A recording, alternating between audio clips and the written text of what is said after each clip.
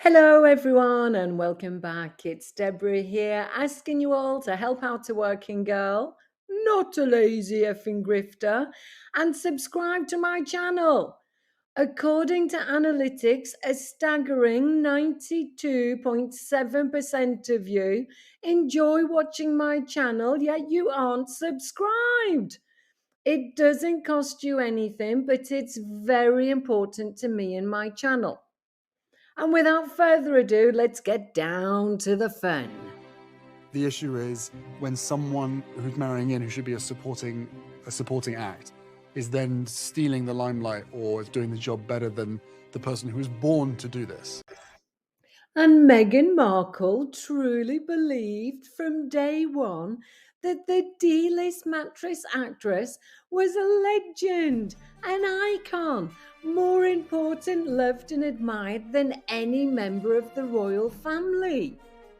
Here we can see the royal family arriving for Louis's christening and greeting the Archbishop of Canterbury. Now, let me know in the comments if you spot any strange behaviour from anyone, because I think we all know that any strange behaviour will be coming from the narcissist who can't even respect the colour code just a few short weeks after marrying into the family. So let's take a closer look and I'll tell you what I see. I see the blood royals going first. Both Camilla and Catherine allow their husbands, the blood royals, to go first. We'll see what happens when it's Meghan and Harry's turn. Now look at Meghan. From the second we can see her, she is fixed on her target, checking herself out to see if she looks stunning, of course, and then back to fixing her target. It's as if the people in front of her, future kings of England and future queens of England, they don't count for anything. The only person who counts is Meghan, because her narcissism is absolute. Oh, there we go. We can see Meghan greeted first. Harry was second. Did you see that? So her narcissism is off the scale. And it has been from the very beginning, because she always is, and she always has been from a very young age, a narcissist.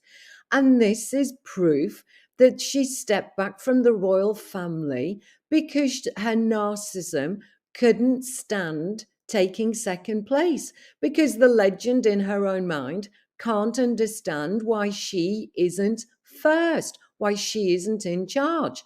And look at her again, she hates waiting for her turn. Little glance at Catherine. And now she says hello to who? Who's she talking to, the crazy woman? The baby is sleeping. There's nobody standing where she looked. She clearly speaks to a sleeping baby because she can't stand waiting. She has to distract herself. She has to have that smile, the photo op. She is crazy, this woman. And the legend in her own mind was bigger than Queen Elizabeth herself. Hysterically laughing, instead of just like normal laughing, throw her whole body into it. Look at me, me, me. Talking to herself, laughing to herself, and then feeling wounded when the Queen doesn't engage with her, because the Queen doesn't know what's going on in her crazy head. So the pain and suffering, see, look at her face. Look how wounded she is at this moment. She can't deal with it.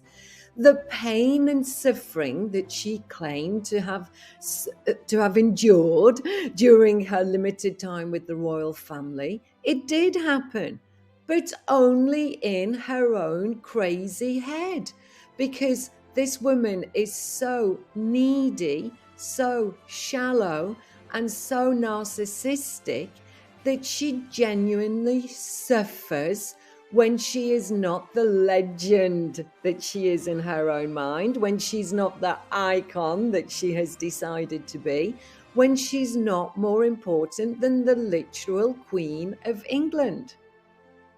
And this engagement with the Queen was like less than a month after she got married.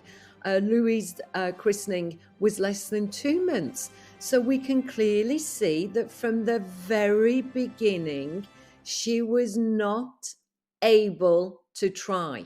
She was not able to respect the hierarchy. And despite having a whole entourage of royal aides to help her, to guide her, to train her, her ego just couldn't cope with it. So sometimes she was able to ask for advice. You know, this was her first event. You can see her asking the aides. But even though her ego allows her to ask for advice, it doesn't allow her to actually listen to that advice and to follow through with it because she always knows better. We see this time and time again, whether we're talking about in England or in America, it's the same behavior. She's been told what to do here, yet she storms ahead of the Queen, steals the flowers that were for the Queen, sends the aides into an absolute tizzy. Can't wear a hat when the Queen asks her to, so result, well, the Queen looks immaculate throughout the whole day, and Meghan looks like a wrinkled mess. She always knows better, doesn't she? And then the cherry on the cake, the whole Markle debacle of who gets into the car first. Seriously? How difficult is it? The Queen was clearly walking in front of Meghan. She was clearly getting into the car first. But Meghan's ego, her narcissistic brain, just can't work it out. And this is what makes her so goddamn clumsy and cringy all the time. Ladies and gentlemen, I give you the living legend that is Meghan Markle.